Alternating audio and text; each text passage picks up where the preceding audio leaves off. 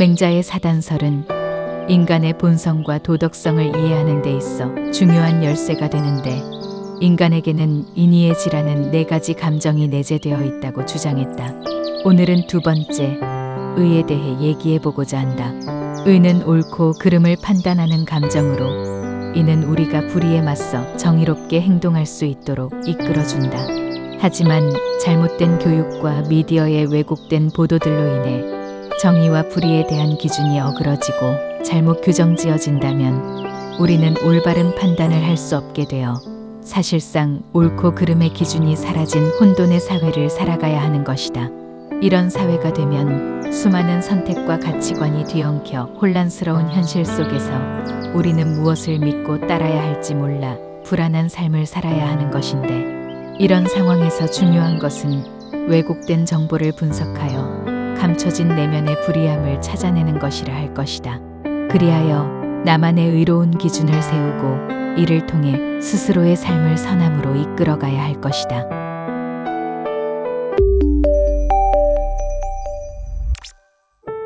수호지심은 자신의 의롭지 못함을 부끄럽게 느끼고 다른 사람의 옳지 못함을 미워하는 마음을 말한다. 보통의 가정에서 올바르게 교육을 받아 성장한 사람들에게 이 말은 그저 지극히 상식적인 것이다. 자식들은 모두 부모의 복사판이라 자식들의 잘못은 모두 부모에게서 기인한다고 보면 된다. 하찮은 권위주의, 편협한 사고, 극단적 이기주의, 타인의 고통에 공감은커녕 나만 아니면 된다는 개소리나 짓거리는 집안에서 어떻게 의인이 나오고 선인이 나올 수 있겠는가? 이런 환경에서 자란 이가 개념 없는 먹물까지 들어가면 겉으로는 번지르르한 말과 행동으로 자신을 포장하여 선하고 정의로운 척하며 뒤로 호박씨 까는 인간이 탄생하게 되는 것이다. 부모를 욕먹이고 자식의 미래를 망치지 않을 양이면 우선 내가 이 수호지심을 마음에 품고 올바른 가치관을 정립하도록 또 정진해야 할 것이다.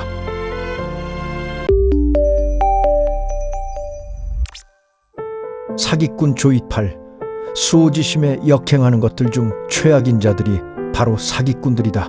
사기꾼들은 사람들의 불안과 고통을 이용하여 쉽게 얻을 수 있는 돈을 약속한다. 그들은 꿀발린 주둥이를 털어 생계의 고통에 대한 즉각적인 해결책을 제시하며 고생 그만하고 편하게 살아야지라는 개소리를 시전한다.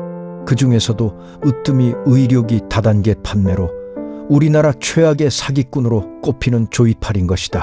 조 씨는 특유의 꿀발린 주둥이의 대표주자였는데, 의료기기를 구매해서 다시 회사를 통해 임대하면 고수익을 낼 수 있다는 꼬임에 빠져 피해를 본 사람들이 무려 7만 명에 육박했으며 자살한 피해자만 30여 명에 이른다.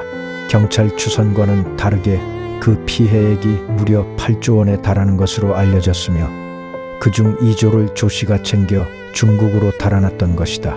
여기에는 경찰, 검찰할 것 없이 연루된 자들이 많았는데, 그 중에서도 조 씨 사기 사건과 관련해 조 씨 측으로부터 2억 7천여만 원 등 무려 10억 원대 뇌물을 수수한 혐의로 기소된 김 전 부장검사도 있다.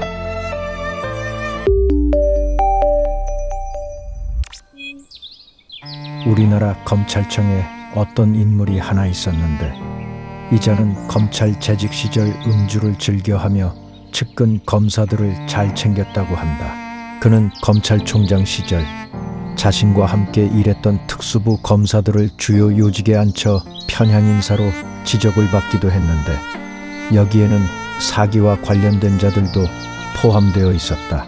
다단계 사기꾼 조 씨에게 뇌물을 받고 뒤를 봐주던 김 전 부장검사와 IDS 홀딩스 투자 사기 사건과 관련해 주범 김 씨에게 검사실을 범죄 수익 은닉 장소로 제공한 게 아니냐는 논란을 일으킨 김아무개 부장검사가 그 대표적인 인물이다.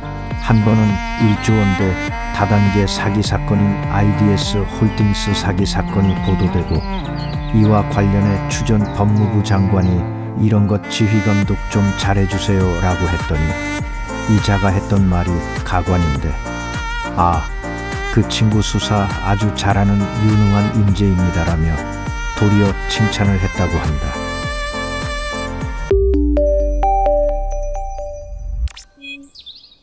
결국 사기꾼들과 짬짬이로 엮였던 김 전 부장검사와 김아무개 부장검사는 죄다 범죄 사실이 확정되어 구속기소로 감옥에 갔다. 그 과정에서 이들의 비리를 알면서도 옹호한 자가 있었으니 이자는 조씨 측으로부터 2억 7천여만 원 등 무려 10억 원 대뇌물을 수수한 혐의로 기소된 김 전 부장검사에 대한 경찰의 계좌 추적 영장 청구를 기각한 사실이 있다. 또한 검사실을 범죄 수익 은닉 장소로 제공한 게 아니냐는 논란의 당사자인 김아무개 부장검사에 대해서도 징계 없이 보호했다는 의혹을 누군가가 제기했다고 한다. 이런 범죄자들을 옹호했던 자가 바로 디올의 명품백을 조그마한 파우치로 둔갑시켜 디올의 수치심을 안긴 윤 씨인 것이다.